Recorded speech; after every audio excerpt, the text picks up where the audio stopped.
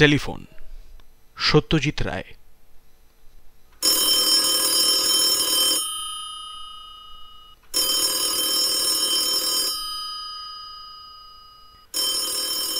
বীরেশবাবু বিরক্ত হয়ে খাটের পাশে টেবিলের উপর রাখা টেলিফোনটার দিকে দেখলেন।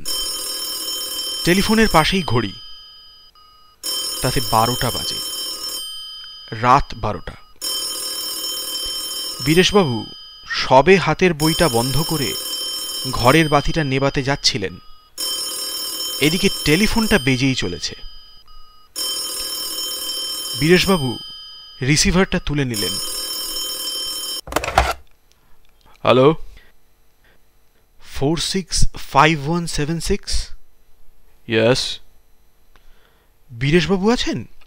বীরেশচন্দ্র নিয়োগী কথা বলছি। ও, নমস্কার। নমস্কার। এত রাত্রে ফোন করছি বলে কিছু মনে করবেন না। ঠিক আছে, কি ব্যাপার? আপনার সঙ্গে কয়েকটা কথা ছিল। আপনি কে বলছেন জানতে পারি কি? আমার নাম গণপতি সোম। বীরেশবাবুর বিরক্তিটা আবার মাথা চাড়া দিয়ে উঠল। বললেন, কিন্তু এখন তো কথা বলার সময় হবে না, আমি শুতে যাচ্ছিলাম, আর তাছাড়া আপনাকে তো চিনিও না। আমি কিন্তু আপনাকে চিনি। আপনার পেশা ডাক্তারি। 3 মাস হলো এই বাড়িতে এসেছেন। আগের বাড়িতে আগুন লেগে প্রচুর ক্ষতি হয়, তাই আপনাকে এখানে উঠে আসতে হলো। আপনার স্ত্রী গত হয়েছেন আজ 11 বছর হলো। আপনার বয়স 55। আপনার একটি ছেলে আছে, ইঞ্জিনিয়ার। সে ভোপালে থাকে। কেমন, ঠিক বলিনি? বীরেশবাবু যার পর নাই বিস্মিত হলেন। বললেন, আপনি এত কথা জানলেন কি করে? ধরে নিন এটা আমার একটা বিশেষ ক্ষমতা। এখন বলুন, আপনি আমার কথাগুলো শুনতে চান কিনা? বেশি সময় লাগবে না তো? না, অবশ্যই কথার পর যদি কথোপকথন চলে তাহলে কিছুটা সময় লাগতে পারে। ঠিক আছে, বলুন। আজ থেকে 7 বছর আগের কথা বলছি। আমার পেশা ছিল ওকালতি। আপনি সেই সময় মুক্তারামবাবু স্ট্রিটে থাকতেন, তাই নয় কি? ঠিকই বলেছেন। আপনার ছেলের নাম অরূপ। হ্যাঁ। সে তখন সিটি কলেজে পড়ত। হ্যাঁ। এটাও আপনি জানেন কিনা দেখুন, আপনার ছেলের একটি বন্ধু ছিল, নাম শ্রীপতি। তা হতে পারে, ছেলের বন্ধুদের খবর আমি সবসময় রাখতাম না। এই শ্রীপতি আমার মেজ ছেলে। খুব ভালো ছেলে ছিল, যেমন পড়াশুনোয় তেমনি স্বভাব চরিত্রে। তার বন্ধুদের মধ্যে সবচেয়ে অন্তরঙ্গ ছিল আপনার ছেলে অরূপ। কিন্তু দুর্ভাগ্যক্রমে আমার ছেলে কুসঙ্গে পড়ে। তার ফলে ক্রমে তার মধ্যে অনেক বদভ্যাস দেখা দেয়। অরূপ অনেক চেষ্টা করেছিল তাকে বুঝিয়ে বলে এই কুসঙ্গ ত্যাগ করাবে, কিন্তু তাতে সে সফল হয়নি। অথচ শ্রীপতির উপর থেকে অরূপের টানও যায়নি। অরূপ বদ্ধপরিকর ছিল যে শ্রীপতিকে আবার সৎপথে ফিরিয়ে আনবে, কিন্তু তার চেষ্টা বৃথা হয়। এসব কি আপনার জানা? অরূপের এই বন্ধুকে আমি দেখেছি, কিন্তু সে যে কুসঙ্গে পড়েছিল সেটা জানতাম না। এবার একটা দুর্ঘটনার কথা বলি। আমার ছেলেকে জুয়ার নেশায় ধরে। সে রেসের মাঠে যেতে শুরু করে। তার ফলে তার অনেক হার হয় এবং বিস্তর দেনা হয়ে যায়। তখন সে অরূপের কাছে হাত পাতে, বলে তাকে উদ্ধার না করলে আত্মহত্যা ছাড়া তার আর গতি নেই। অরূপ তাকে সাহায্য করে কিভাবে সেটা আপনি জানেন কি?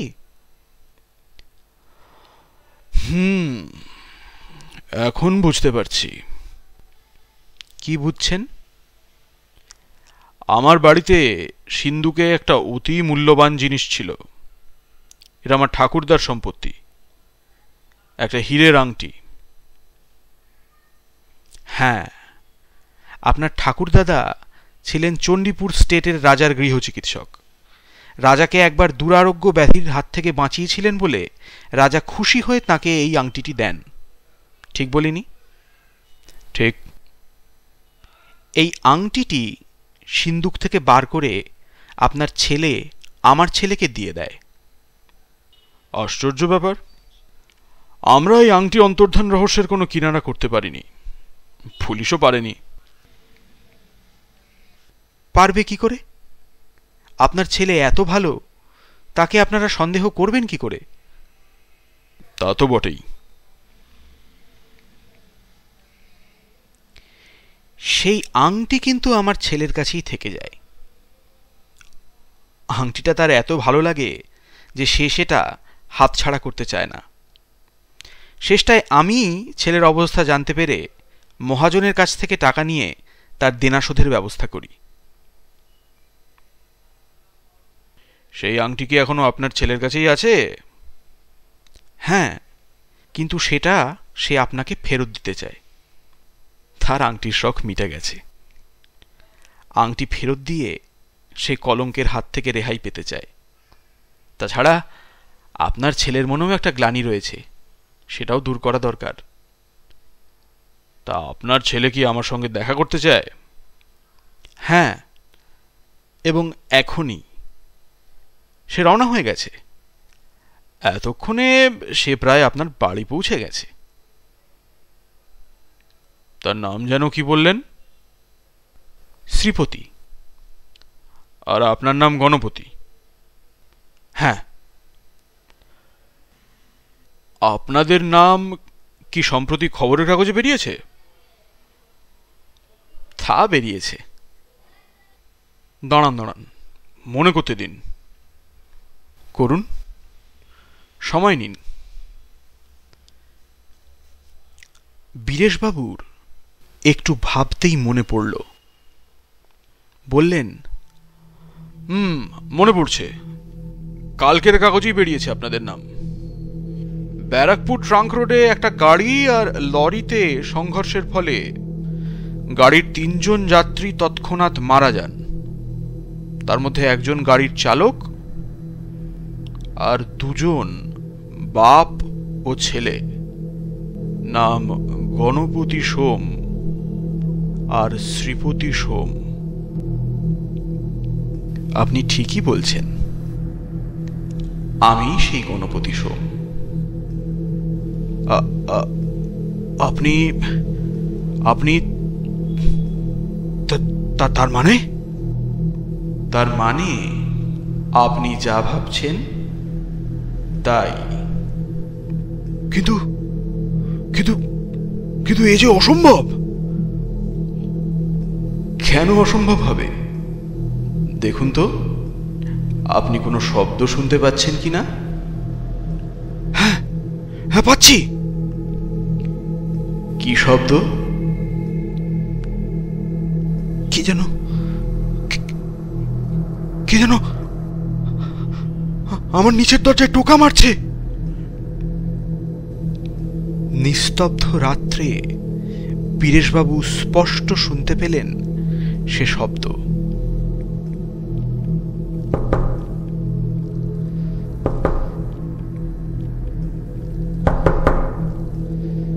তারপর টেলিফোনে শুনলেন, দরজাটা খুলে দিন, আমার ছেলে অপেক্ষা করছে।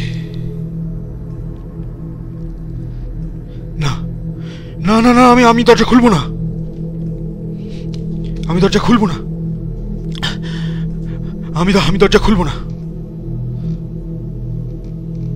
বীরেশবাবু বুঝলেন তার গলা শুকিয়ে আসছে। তার ডান হাতে রিসিভারটা কাঁপছে। আবার টেলিফোনে কথা। দরজা না খুললেও সে ঢুকতে পারবে, সে ক্ষমতা তার আছে।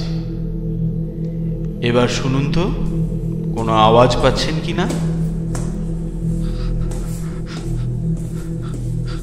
সিঁড়ি দিয়ে উঠে আসছে পায়ের শব্দ। আপনি কোনো চিন্তা করবেন না বীরেশবাবু, সে আপনাকে বিরক্ত করবে না। শুধু আপনার পাশের ঘরে গিয়ে টেবিলের উপর রেখে আসবে আংটিটা। চরম আতঙ্কে বীরেশবাবু বললেন, না না না, আপনি আপনার ছেলেকে ডেকে নিন। তার তো উপায় নেই বীরেশবাবু, সে আপনার দোতলায় পৌঁছে গেছে। বীরেশবাবু স্পষ্ট শুনলেন পাশের ঘরে পায়ের শব্দ। শব্দটা এক মুহূর্তের জন্য থামল, তারপর আবার শোনা গেল। এবার সিঁড়ি দিয়ে নেমে যাওয়ার শব্দ। টেলিফোনে কথা এলো। এবারে আপনি নিশ্চিন্ত। আপনি টেলিফোন রেখে পাশের ঘরে গিয়ে দেখুন। আমি আসি। আপনার সঙ্গে আলাপ করে ভালো লাগলো। Good night. বীরেশবাবু রিসিভারটা রেখে দিলেন। তার কপাল এই পৌষ মাসেও ঘর্মাক্ত। কিছুক্ষণ বিছানায় চুপ করে বসে থেকে তিনি উঠলেন। অতি সন্তর্পণে এগিয়ে গিয়ে পাশের ঘরের ভেজানো দরজাটা খুলে ঘরে ঢুকে বাতিটা জ্বালালেন। হ্যাঁ, সত্যিই পড়ে আছে টেবিলের উপর। এই অল্প আলোতেও ঝলমল করছে তার দুটি। 7 বছর পরে ফিরে পাওয়া তার ঠাকুরদাদার হীরের আংটি।